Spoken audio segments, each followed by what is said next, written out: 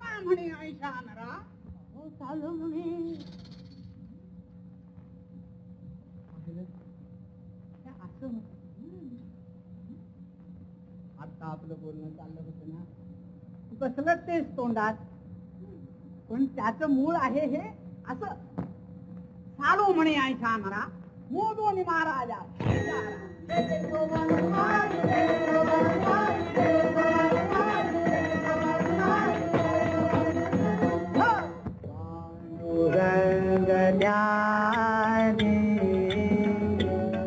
Pandurang रे Pandurang रे Pandurang रे